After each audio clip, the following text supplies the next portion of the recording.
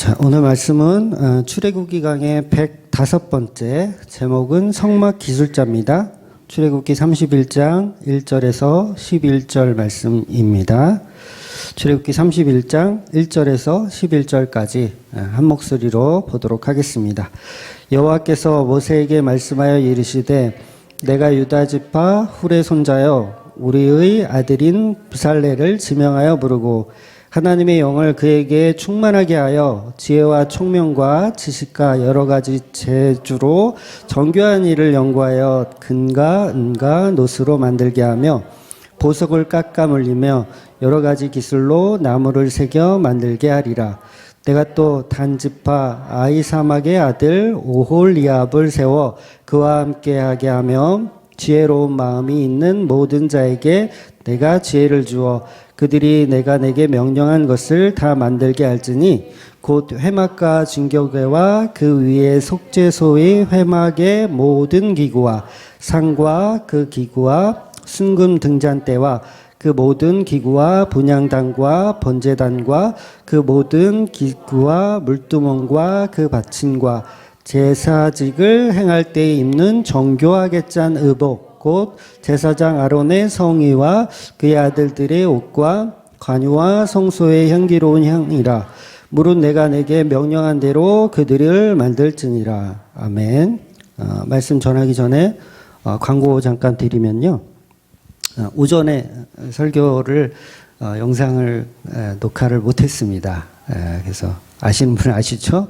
그래서 영상을 녹화를 못해서 이제 유튜브로 들으시는 분은 왜 오전 설교는 안 올라오고 오후 설교가 먼저 올라왔나라고 생각하실 텐데 오전 설교는 아쉽게도 녹화를 못했어요. 그래서 제가 그 내용 그대로 동일한 은혜가 주어질 수 있도록 최대한 기도를 하고 그래서 요한복음 40탄은 사경에 하듯이 이렇게 영상을 다시 찍어서 이제 올려드리려고 하고 있어요. 그래서 주일날은 좀 힘들 것 같고 월요일쯤 다시 나가니까 예배하신 분들, 설교 들으신 분들도 같은 내용의 다른 버전이다 생각하고 기대해 주시면 이제 똑같은 설교를 두 번 듣는 게 아니라 다른 버전을 듣는다라고 생각하고 들으시면 되겠습니다.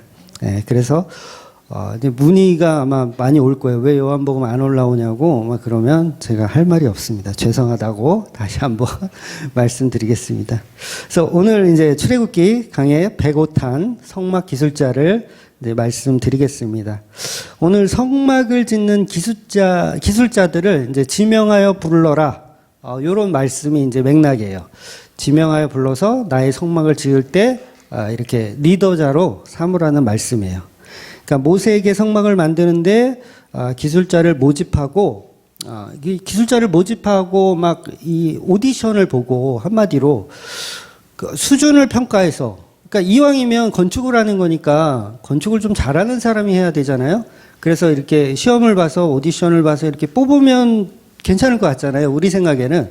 그런데 하나님은 그런 방법을 하지 않고 무슨 뭐 오디션을 본다든가 제비를 뽑는다든가 이게 아니라 그냥 정해 놓으셨어요. 그러니까 성막 기술자로 사용할 사람을 이미 두 사람을 지금 본문에서 정해 놓고 있어요. 그러니까 명령을 하시는 거죠. 이미 정해 놨으니 그 둘을 데려다가 성막 짓는 일의 리더자로 삼아라. 이렇게 말씀하시는 거예요. 결국 왜 이렇게 말씀하시냐면 성막은 인간의 힘으로 만드는 것이 아니라는 거예요. 그러니까 우리 인간의 힘으로 만들려면 시험을 봐서 좀 잘하는 애가 좀 이렇게 리더자를 이렇게 만드는 게 우리 인간의 생각인 것 같은데 하나님은 하나님이 성막을 짓는 개념이기 때문에 지명하여 부른다는 거예요. 지명하여서 그 사람을 내가 쓴다는 거죠. 즉 인간의 생각으로 디자인되는 성막은 필요가 없는 거예요. 오직 하나님이 하나님의 방식대로 만드는 성막만 원하시고 계시는 거죠. 그런데 우리 인간들은 다양한 기술을 가지고 마치 하나님이 이런 디자인은 어때요? 저런 디자인은 어때요? 이렇게 상의해서 만드는 게 아니에요. 하나님은 이미 모세에게 딱 보여주셨어요. 성막의 모형, 모습 딱 보여주시고 기구들이 어떻게 생겼는지 다 보여주시고 이대로 만들어라. 그러니까 니네들이 생각하는 그 기술자들이 디자인하는 디자인이 아니라 하나님이 원하는 방식으로 만들라는 거예요. 왜 그렇게 하실까요? 성막 자체는 예수 그리스도를 예표해야 되기 때문에 그래요. 그러니까 인간들이 만들어 버리면 예수 그리스도를 예표할 수가 없잖아요. 우리 마음대로 막 그냥 디자인을 촛대를 뭐 모양을 어떻게 해라 이렇게 다 정해져 있는데 나는 좀 S자로 좀 구부러진 게 좋아. 그래서 막 우리 마음대로 막 만들면 예수 그리스도를 예표할 수가 없기 때문에 하나님이 원하시는 방식대로 하나님이 지명해서 만든다는 거예요. 그래서 성막을 하나님의 명령에 따라서 만들지 않고 우리 스스로 디자인해서 만들면 그걸 우상숭배라고 하는 거예요. 그러니까 하나님이 원하는 방식이 아니면 우리는 우상숭배를 하게 되는 거죠. 그래서 우리가 예수님을 우리가 생각하고 판단할 때도 예수님을 보통 이제 성인의 한 사람으로 보잖아요. 3대 성인, 4대 성인의 한 사람으로 봐요. 그건 뭐죠? 인간이 디자인한 거예요. 예수 그리스도라는 사람을 우리가 원하는 방식으로 디자인하는 거예요. 그러니까 예수 그리스도는 뭐 박애주의자다. 뭐 불쌍한 사람 도와주는 그런 스타일이다. 뭐 맹인 눈뜨게 해주고, 뭐 문둥병자들의 친구가 되어주고, 뭐 창녀들과 놀아주고, 죄송해요. 그런 게 약간 좀 박애주의자적 어떤 그런 거다라고 해서 우리 인간들은 계속 우리가 원하는 방식으로 예수 그리스도를 끌어다가 디자인하려는 경향이 있죠. 그래서 우리는 예수님을 모셔놓고 우리의 육신의 정욕을 채우기 위해서 안목의 정욕과 이생의 자랑들을 채우기 위해서 예수를 믿고 있더라는 거죠. 이렇게 디자인해서는 안 된다는 거예요. 그래서 우리가 흔히 성막 봉사라고 하면 뭐 우리 교회 건축도 그렇죠. 교회 건축 이렇게 생각할 때 인간의 수고와 노력을 우리가 생각해요. 보통 절에서 절을 하나 이렇게 짓잖아요. 그러면 그 절을 짓는 사람들 그 돈을 낸 사람들의 명단을 그 건축물 그 머릿돌이라 그러나요? 거기 이제 그 이름을 다 쓰잖아요. 누가 돈을 내서 우리 절을 완성했다라는 이런 식. 그러니까 이런 거를 우리는 인간들은 좋아해요. 그래서 교회도 누가 건축했냐, 누가 돈을 많이 냈냐, 이런 거를 중요하게 여겨요. 그래서 교회가 하나 생겨났으면 보통 뭐 주맘교회라고 친다면 주맘교회도 담임 목사님이 8년 전에 맨 땅에 진짜 깡으로 개척을 하셔서 새벽마다 고집스럽게 기도를 하셔서 기도로 일군 주맘교회. 그럴듯하죠? 기도를 목사님의 헌신과 노력으로 일군 우리 주맘교회. 사모님이 새벽마다 기도하며 돌보며 세운 우리 교회. 이런 걸 우리는 좋아해요. 그게 바로 뭐냐면 인간이 디자인하고 있는 성막이에요. 인간이. 그러니까 인간의 헌신을 우리는 계속 좋아하죠. 그래서 인간이 기술을 가진 사람을 끌어다가 건축을 하는 걸 좋아해요. 그런데 하나님의 방식은 그런 방식이 아니라는 거죠. 그러니까 예수님 말씀 중에서 그 예화 중에서 이제 달란트의 비유라는 게 있어요. 주의 종들에게 각각 큰 돈을 맡기죠. 1달란트, 뭐 5달란트, 뭐 2달란트 이렇게 맡기죠. 그런데 이 돈을 맡기고 이제 나중에 이제 결산하러 주인이 돌아와요. 그러면 이익을 얼마나 남겼는지 보아서 뭐 2배 남긴 사람, 2배 남긴 사람, 그리고 그 달란트를 남기지 못하고 그냥 땅에 묻었다가 꺼내온 사람. 그래서 꺼내온 사람, 이익을 남기지 못한 사람은 어떻게 돼요? 내어 쫓겨서 이를 갈면서 이제 지옥으로 떨어진다는 얘기죠.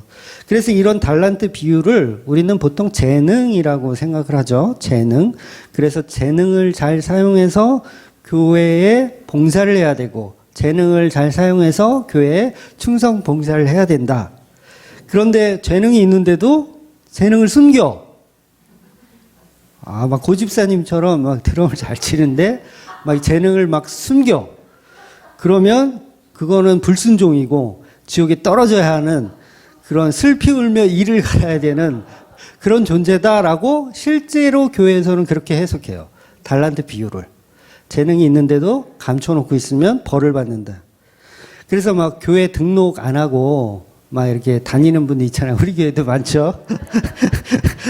그런 분들을 가지고 교회 등록도 안 하니까 당연히 봉사도 안 하고 봉사도 안 하니까 뭐 그냥 축도 끝나면 바로 도망가는 어떤 그런 신자들을 이렇게 혼내는 목적으로 달란트 비유를 많이 이게 들어서 사용하는데 달란트 비유는 그런 이야기를 하고 있는 것이 아니죠. 그러니까 달란트라는 건 결국 인간이 생각해낸 재능일 뿐이지 그런 해석은 이제 문자적인 해석일 뿐이에요. 본질은 거기에 있지 않은 거죠. 그러니까 예를 들면 노래를 잘한다. 어떤 사람이 노래를 잘한다. 그럼 교회에서 노래 잘하면 성가대 시키겠죠. 성가대 시키고 그리고 어떤 사람은 노래를 못한다. 근데 그건 사실 태어날 때부터 정해져요.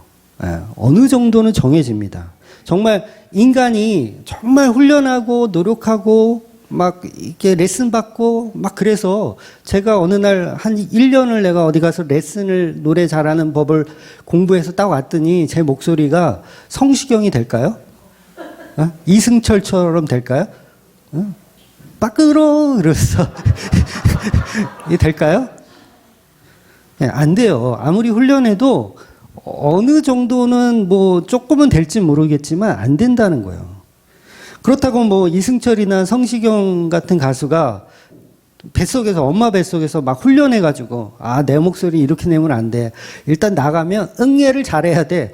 응애예요. 이걸 할 때 참 좋은 목소리를 하기 위해서 막 훈련하고 연습해. 뱃속에서 아이가.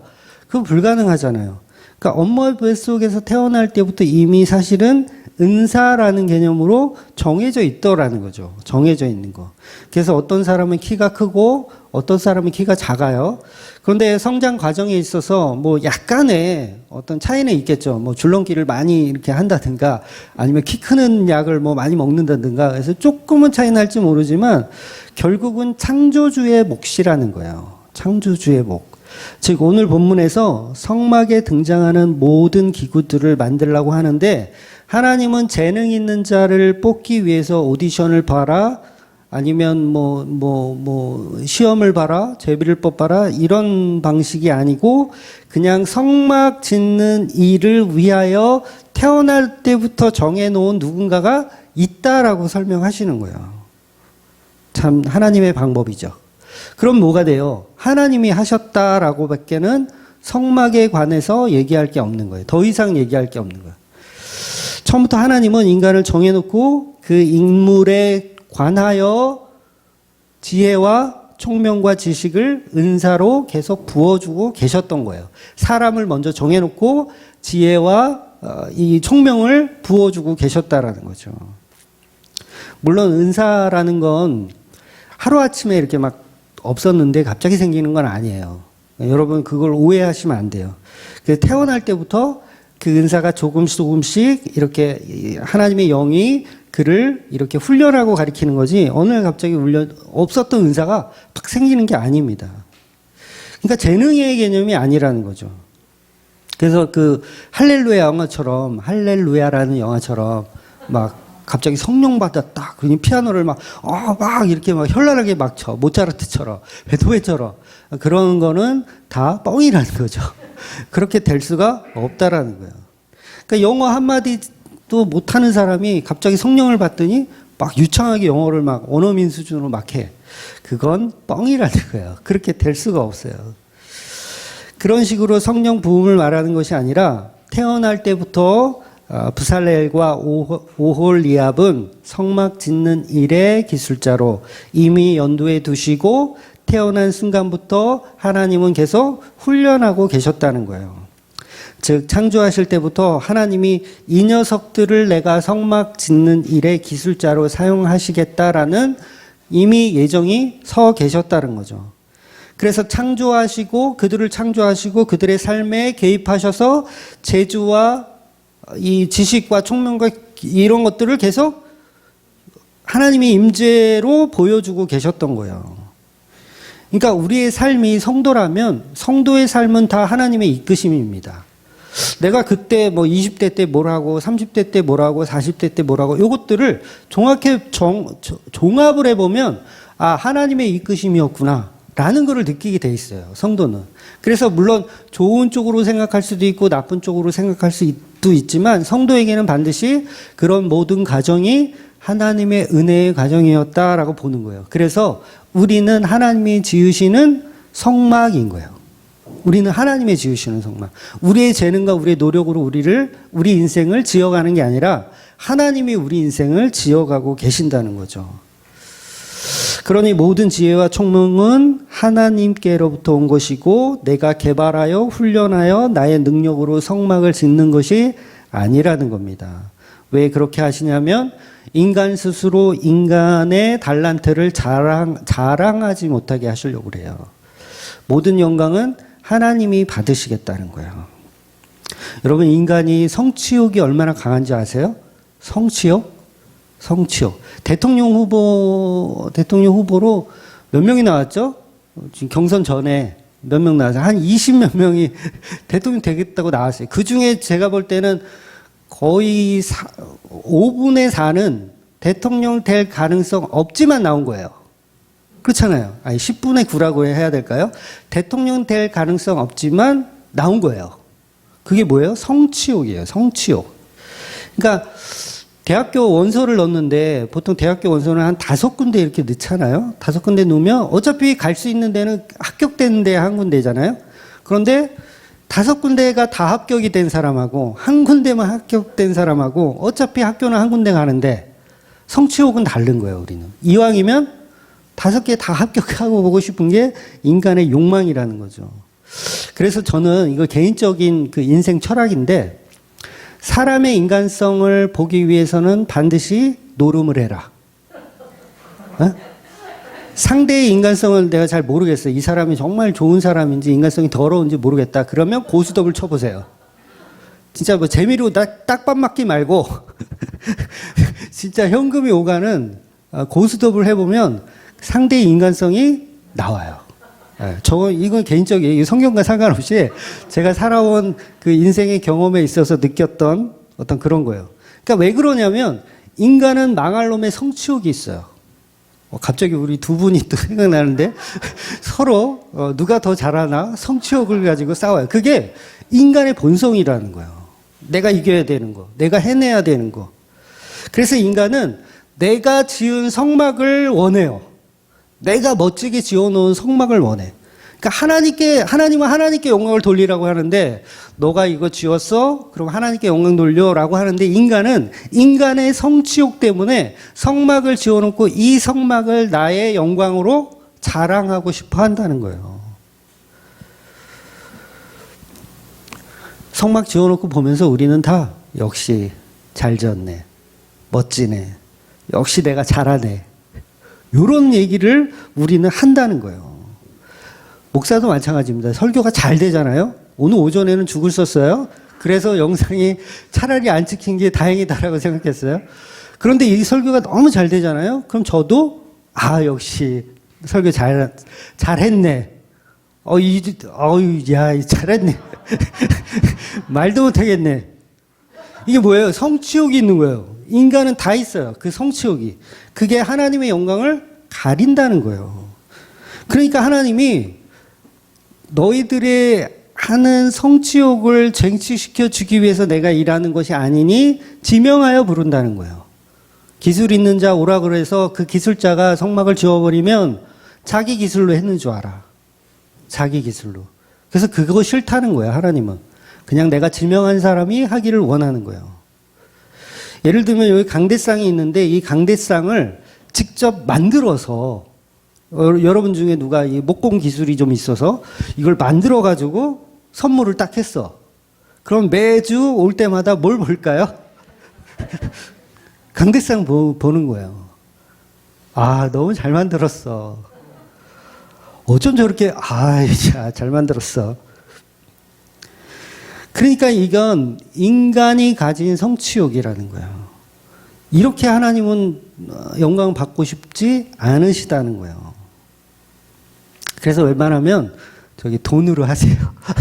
괜히 이렇게 성물을 직접 만들어가지고 이러지 마시고 그냥 돈으로 하세요. 물론 우리 교인들 중에는 그런 분들 없어요. 그런 분들 없는데 옛날에는 좀 있더라고요. 자기가 뭐 해놓고 그거 좀 이렇게 저거 하면 막 이렇게 기분 나빠해. 별로 이렇게 등한시하면 그런 거 나가신 분들한테 죄송합니다.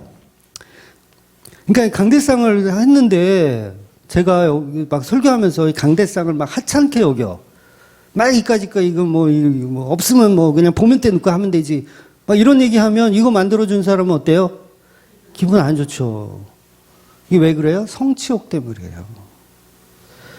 그러니까 인간한테 다 이게 있기 때문에 하나님은 그런 식으로 성막 짓는 걸 원하지 않으신다는 거예요. 결국 기술자가 성막을 만들면 자기 자랑에 빠지기 때문에 그래서 미리 결론으로 말씀을 드리고 있는 거예요. 성막은 인간이 만드는 것이 아니고 하나님이 만드시는 것이다. 그래서 하나님의 방식으로 만들게 됩니다. 다시 말해서 하나님은 본문에서 재능 있는 자를 찾아오라고 하는 것이 아니라 준비된 자에게 그 일을 맡기라고 모세에게 명령하고 있는 거예요. 그래서 오늘날 우리 교회들도 보통 교회 사역을 하는 데 있어서 우리는 달란트라는 재능을 먼저 생각하고 찾습니다. 그래서 교육 전도사를 구할 때도 어떻게 구할까요? 광고를 보면 보통 뭐 유초등부 유경험자, 뭐 어린이 사역에 투철한 사명을 갖고 계신 분 이런 식으로 뽑죠. 그죠? 그런데 교회 구인 광고가 딱 나왔는데 뭐 성별 무관, 학령 무관, 아무나 하실 분 응? 나이 무관, 재능 무관, 응? 신학교 안 나와도 됨. 그리고 교육 전도사를 뽑는 교회가 있다면 사람들 어떻게 생각하겠어요? 이상하게 생각하겠죠. 그런데 그게 맞다는 거예요. 지금 하나님 말씀은 내가 정한 누구를 찾아오라는 거예요. 그러니까 그 DJ DOC의 유행가 가사처럼 맞나요? DJ DOC? 젓가락질 잘해야만 밥을 먹나요? 이게 하나님의 스타일인 거예요. 젓가락질을 잘하고 우리가 교회에 재능이 있어야 봉사를 할 수 있는 게 아니라는 거예요. 하나님은 하나님의 방식이 있어요. 왜냐하면 인간의 재능으로 성막을 짓기를 원하지 않으신다는 거예요. 누가 잘하냐? 누가 드럼을 더 잘 치냐? 누가 기타를 더 잘 치냐? 모든 교회가 찬양팀을 뽑을 때 드럼 경력 뭐 3년 이상, 뭐 전공자 우대 막 이렇게 뽑잖아요. 근데 그렇게 안 하고 싶은 사람 손. 우리 교회 얘기예요. 하고 싶은 사람 손. 그러니까 재능은 의미가 없는 거예요. 하나님이 감동을 주셔서 그 마음이 있다면 할 수 있더라는 거죠. 그리고요, 재능이 있는데도 그냥 감추고 할 마음도 없어. 그런 사람들의 특징이 뭔지 아세요? 배나라 감나라 배나라 감나라 말은 더럽게 잘해. 뭐 이래라 저래라. 아이 설교를 그렇게 하면 어떻게 해? 막 이렇게 저렇게 해야지. 막 배나라 감나라를 잘해요. 근데 본인은 할 생각이 없어. 근데 교회는 그렇지 않습니다. 그냥 재능 없는 사람들끼리 그냥 하나님의 은혜로 만들어 가는 거예요. 이게 지금 본문에서 설명하고 있는 하나님의 방식은 사명이 아닌 소명으로 이루어지고 있다라는 걸 표현하고 있는 거예요. 여러분 그 사명과 소명의 차이는 아시나요? 제가 말씀드린 적이 있는데 간단하게 설명드리면 사명은 성도가 소명을 통하여서 나중에 얻게 되는 감정이라고 할 수 있어요. 사명은 나중에 얻게 되는 감정. 그런데 소명은 사명이 있기 전에 먼저 들어오는 감정이에요.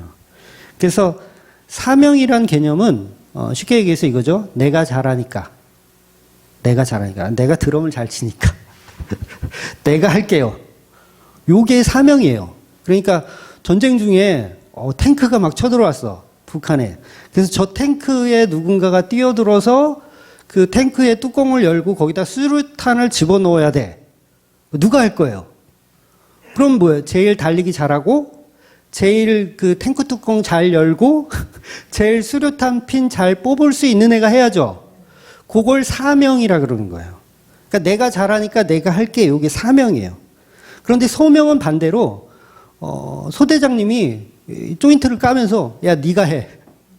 네가 가서 탱크 박살내고 와. 네가 해. 그러는 거야. 그러니까 그 이등병이 갑자기 소대장님 저는 100m 30초에 뛰는데요. 100m 30초예요. 저는 이 수류탄 핀을 어떻게 뽑는지도 몰라요. 저는 저희 탱크 위에 올라가 본 적도 없고요. 뚜껑 어떻게 여는지도 몰라요. 그래도 네가 해. 라고 하는 게 소명이에요. 이 차이가 금방 이해가 되시죠?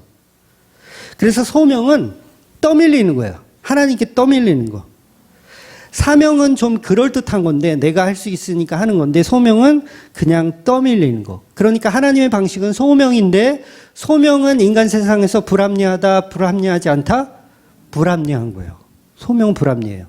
아니 어떻게 그걸 이등병한테 시켜. 병장쯤 돼야지. 달리기도 잘하고 좀 경험 있는 자를 시켜야지. 근데 하나님은 그렇게 하지 않고 하나님이 원하는 자를 들어다가 해라고 하는 게 소명의 출발이에요. 소명으로부터의 출발. 그래서 하나님이 모세를 부를 때 모세가 바로 오케이 하던가요? 사명이 불타고 있었으면 바로 오케이 하죠. 제가 할게요. 내가 말을 잘하고요. 걔네들이요. 다 내 밑에 있던 애들이에요. 제가 가면 한마디 하면 다 녹아요. 이건 사명이에요. 근데 소명은 뭐냐면 저 못하는데요. 저 말주변도 없고요. 말도 어눌하고요. 솔직히 인기도 없어요. 아마 거기 가면 나 알아보는 사람 한 명도 없을걸요. 옛날에 왕자였다고요?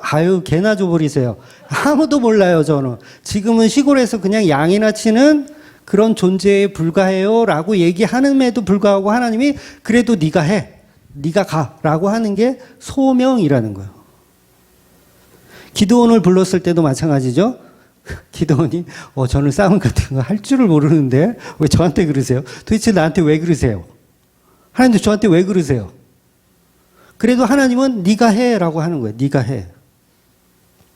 인간은 인간의 가능성을 가지고 인간의 사명감으로 가지고 일을 하시는 분이 아니라는 거예요. 그냥 지명하여 부르더라는 거예요. 그래서 오늘 본문에서도 나오죠. 내가 유다 지파 2절에 보면 내가 유다 지파 홀의 손자요 우리아의 아들인 브살레를 지명하여 부르고 지명하여 부르는 거예요. 뭐 이 사람이 뭐 실력이 있는지 없는지 뭐 그거는 중요한 게 아니에요. 내가 지명하여 부르겠다. 태어날 때부터 오디션 봐서 뽑는 게 아니라 내가 이미 정해 넣었다. 그러니까 소명을 말씀하시는 거죠. 소명으로 결정된 누군가가 있다. 그들을 찾아와라라고 모세에게 명령하는 거예요. 결국 이유는 모든 영광을 하나님께 돌리기 위한 거예요. 일부러 하나님은 그런 소명받은 자가 힘이 꺾였을 때, 소명받은 자가 완전히 힘이 빠졌을 때 콜링을 하세요. 참 특이한 방식인데 여러분 우리가 승승장구할 때 너무 잘 나가, 너무 똑똑해, 컨디션 너무 좋아. 그럴 때는 안 불러요. 그죠? 막 돈이 막 넘쳐나. 사업이 잘 되고 돈이 너무 많아. 헌금도 막 몇백만 원씩 몇천만 원씩 하는 그럴 때는 안 불렀고 그렇죠? 그런데 우리가 힘이 빠지고 하나도 기력이 없을 때, 능력이 없을 때, 무능력할 때 하나님은 꼭 그때에 맞춰서 콜링을 하시더라는 거예요. 모세가 왕자로 있을 때는 안 부르세요. 왕자로 있었을 때 복음을 이렇게 전하게 하시면 얼마나 카리스마 있게 리더자로서 잘할 것 같아요. 그죠? 근데 하나님은 그렇게 부르지 않으세요. 그러니까 왕자의 자리를 버리고 광야에서 40년 동안 무기력하고 무능력하고 하고 있는 상태에서 하나님은 콜링을 하시더라는 거예요. 왜냐하면 인간의 성취욕이 사라졌을 때, 인간의 성취욕이 완전히 부서지고 없어졌을 때, 하나님은 힘이 빠졌을 때 부르시더라는 거죠. 그러니까 에스겔도 하나님 부르시는데, 에스겔은 오전에도 말씀드렸지만 제사장이에요. 제사장인데 제사장이 되려면 율법에서는 30살이 넘어야지 제사장이 되거든요. 근데 25살에 바벨론으로 끌려갔어요. 바벨론으로 에스겔이 끌려갔어. 그래서 30살이 됐어. 5년 동안 이제 바벨론에 있던 거죠. 이제 30살 되는 그날 이제 마음이 아프잖아요. 내가 예루살렘에 있었으면 제사장이 되었을 텐데. 제사장 되면 얼마나 멋지잖아요. 제사장이 되었을 텐데 바벨론에 와가지고 이게 무슨 짓인가 하고 힘이 쪽 빠져서 한탄하고 있을 때 하나님의 부르심이 시작되는 거예요. 그때 콜링하시는 거예요. 다시 말하면 오늘 본문에 부살렐과 오홀리압의 최고의 전문가라는 것이 본질이 아니고 누가 시켰는가, 누가 정하셨는가, 그게 더 중요하다는 거예요. 그래서 성도는 처음에는 다 소명으로 시작합니다. 저와 여러분은 소명으로 시작하는 거예요. 그 소명이 점점 사명으로 바뀌어가는 거예요. 그래서 사명으로 바뀌게 되면 그 일이 즐겁고 행복하게 되는 거예요. 그러니까 우리 주맘교회도 여러분 아신 분들은 아시겠지만 완전한 소명에서부터의 출발이었어요. 그러니까 개척하기 전까지요, 제가 공식적인 설교를 단 한 번도 해본 적이 없어요. 놀랍죠? 제 자랑이 아니라 개척을 하고 나서 처음 설교한 거예요. 그러니까 뭐 이렇게 뭐 그 중고등부 뭐 특강이나 아니면 뭐 이렇게 뭐 그런 뭐 리허설 같은 설교는 해봤지만 정말 성도들을, 교인들을 놓고서 하는 설교를 저는 처음 해봤어요. 개척하는 날. 이게 뭐예요? 결국은 소명으로 시작한 거예요. 중학교에서 소명으로 시작했어요. 내가 왜 해야 되는데요? 저는 말도 어눌하고요. 발음이 잘 안 돼요. 그러니까 요즘도 우리 마누라가 그러거든요. 당신은 왜 이렇게 버벅거리냐고. 발음도 안 돼가지고 왜 이렇게 버벅거리냐고. 근데 사실 이 올라오기 전에 입을 풀어야 돼요, 사실. 아에, 이, 오, 뭐 이런 거 있거든요. 아에, 이, 오, 뭐 이런 거 해야 돼요. 이런 거 안 하고 올라오니까 많이 틀리는데, 그런데 하나님은 현란한 말솜씨와 유창한 언어로 사역을 하지 않으신다는 거예요. 근데 저만 그런 게 아니더라고요. 모세도 그렇고, 모세도 저는 말을 못합니다. 말주변 없습니다. 이런 얘기 하잖아요. 바울도 그랬거든요. 바울도 나는 글은 잘 쓰는데 말은 좀 내가 글 쓰는 거에 비하면 조금 떨어진다. 솔직하게 얘기하더라고요. 저도 그래요. 글 쓰는 건 오히려 자신 있는데 말하는 건 사실 잘 못해요. 그런데 소명으로 시작했더니 이게 사명으로 바뀌더라는 거예요. 이게 하나님의 스타일이에요. 그래서 성도는 소명으로 고난을 받아서, 소명은 고난이에요, 말 그대로. 하기 싫은데, 자신 없는데 자꾸 하래. 이 고난이잖아요. 달리기 30초인데 저 탱크를 부시고 오래. 고난이 고난. 그런데 그 고난이 점점 사명으로 바뀌어갈 때가 있어요. 그러니까 베드로, 바울이 딱 그랬어요. 처음엔 싫었는데 별로였는데 지나면 지날수록 더 자신감이 생기고 더 잘하게 되는 거예요. 모세도 마찬가지죠. 콜링할 때는 정말 죽기보다 싫어가지고 안 간다고 떼를 썼는데 막상 광야 생활을 하기 시작하니까 자신감이 생겨요. 막 반석을 2번 치기도 하고요. 이것들이 내 말을 한다라 그러면서 있는 없는 카리스마를 다 발휘해. 그러니까 소명으로 시작했다가 갈수록 사명으로 바뀌어가는 거죠. 그래서 사명을 받았을 때 우리는 사실 더 주의해야 되는 거예요. 혹시 내가 내 힘으로, 내 능력으로 하고 있지는 않은가. 그걸 계속해서 소명으로 바꿔야 되는 거예요. 계속. 나는 아무것도 아닙니다. 하나님이 나를 이끌고 계십니다. 이런 고백을 계속 해야 되는 거예요. 그러니까 사도 바울도 계속 그 얘기 하잖아요. 나는 내 능력이 아닙니다. 예수님의 능력입니다. 계속 고백하면서 가는 거예요. 그래서 성도는 소명으로 고난을 받아도 나중에 그 뜻을 알고 사명으로 살게 되는 겁니다. 결국 처음에는 불평하지만 나중에는 기쁨이 되는 거예요. 그게 선지자들의 삶이었고 그 다음에 베드로와 바울 사도들의 삶이었습니다. 그렇다면 이제 오늘 본문에 등장하는 성막 만드는 자로 지목하신 두 사람을 이제 봐야겠죠.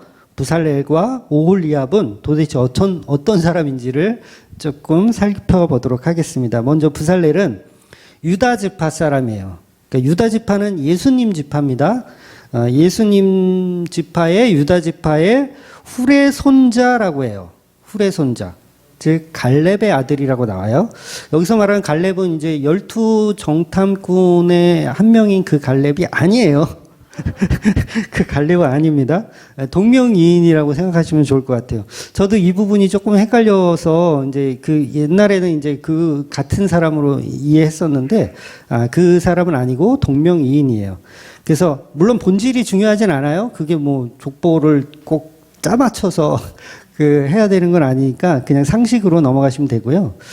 아무튼 부살렐의 아버지 훌은 이제 우리 출애굽기 17장에서 본 것처럼 모세가 아말렉 전쟁에서 기도할 때 그 손을 들고 기도할 때 아론과 훌이 옆에서 이제 팔을 잡아주잖아요. 그 여호와 니시, 그때 기억나시죠? 그때 팔을 잡아주었던 훌의 손자가 오늘 본문에 등장하는 성막 기술자예요. 훌의 손자가. 그래서 이 훌은 아버지는 우리의 아들 승윤이가 아니고, 이거 좀 웃어야 되는데, 여기서, 우리의 아들 승윤이가 아니고, 우리의 아들 부살렐이라고 하는 거예요. 이 부살렐이 성막 기술자로 등장하는 거예요. 뒤늦게 빵 터졌어, 저기. 네, 그래서 부살렐의 뜻을 원어로 보니까, 하나님의 그늘이란 뜻이에요. 하나님의 그늘. 하나님의 그늘, 하나님의 보호, 하나님의 그림자라는 뜻이에요. 그럼 뭐예요? 당연히 성막을 상징하죠. 하나님의 그늘이 뭐예요? 성막이잖아요. 하나님의 보호, 성막이에요. 그런데 아이러니하게도 부살렐의 이름은 이런 이름으로 지어져 있었다는 거죠. 그러니까 부살렐은 서론에서 말씀드린 것처럼 태어날 때부터 이미 성막 짓는 자로 예정되어 있었던 거예요. 물론 이 중간에 계명했을 가능성도 없지 않아 있지만 성경은 그런 얘기는 하고 있지 않기 때문에 태어날 때부터 얘는 성막 짓는 기술자로 사용해야 되겠다라는 의미에서 그 부모가 자기가 일부러 한 건 아니지만 하다 보니까 그 이름이 지어졌다는 거죠. 그래서 저와 여러분도 다 하나님의 계획 속에서 있는 거예요. 하나님의 계획 속에서. 그러니까 인생이 좀 꼬인다고 해서 낙심할 필요가 없어요.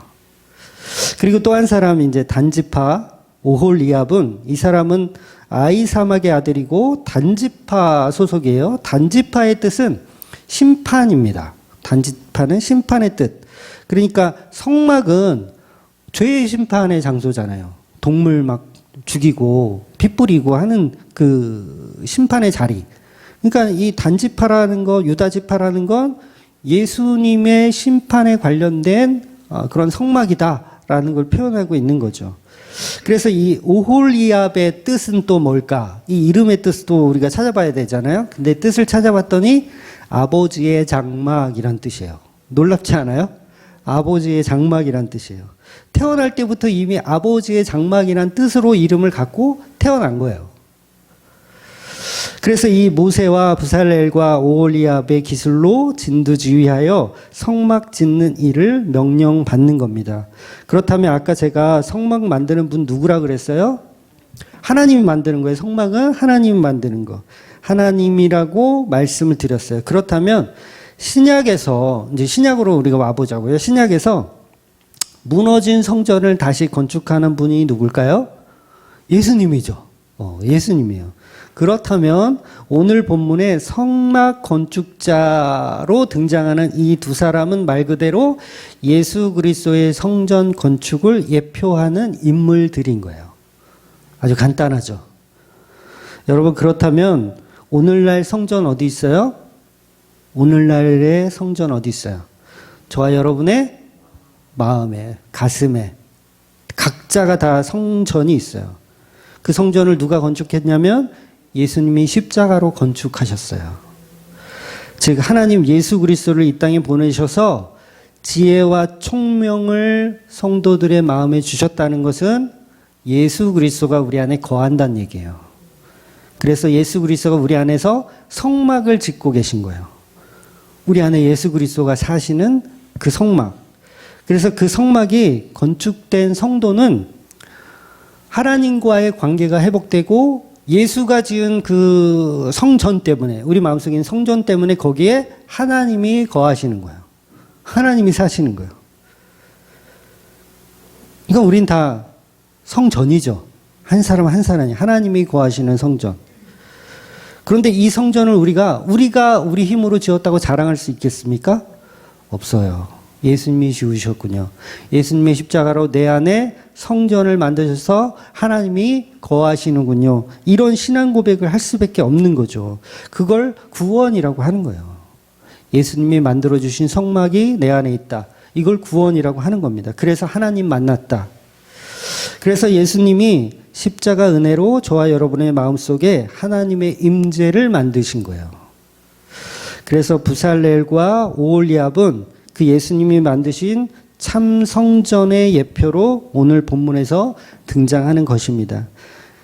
그래서 지혜와 총명으로 성막을 짓는 것이고 예수님도 저와 여러분의 마음속에 지혜와 총명으로 성전을 지으시는 거예요. 우리 말씀 하나 보고 이제 마무리할게요. 에베소서 1장 7절에서 9절까지 보겠습니다. 우리는 그리스도 안에서 그의 은혜의 풍성함을 따라 그의 피로 말미암아 속량 곧 죄사함을 받았느니라. 이는 그가 모든 지혜와 총명을 우리에게 넘치게 하사 그 뜻의 비밀을 우리에게 알리신 것이요 그의 기뻐하심을 따라 그리스도 안에서 내가 찬 경륜을 위하여 예정하신 것이니. 예정하셨대요. 태어날 때부터 너의 가슴에 성막을 짓기 위하여, 너의 가슴에 성전을 짓기 위하여 예정하셨고 그 삶의 과정에 있어서 총명과 지혜를 우리에게 부어주시는 거예요. 그 총명과 지혜는 누구의 총명과 지혜냐면 예수 그리스도의 총명과 지혜인 거예요. 그래서 우리는 각자 걸어다니는 예수 그리스도의 몸이에요. 예수 그리스도의 몸. 그래서 그 몸들이 모이면 예수 그리스도를 머리로 한 예수님의 몸된 교회라고 하는 거예요. 그래서 이제는 나를 주장하지 못하고 예수만 주장하며 살게 되는 거고, 내가 지은 성막을 자랑하는 게 아니라 하나님이 지으신 성전을 보면서 아름답습니다 라고 고백하는 분들이 성도라는 거죠. 그래서 날마다 그 은혜를 기억하고 하나님의 임재를 기억하고 예수 그리스도의 보혈의 능력을 기억하는 저와 여러분이 되시기를 주의 이름으로 축원드리겠습니다. 아멘. 기도하겠습니다.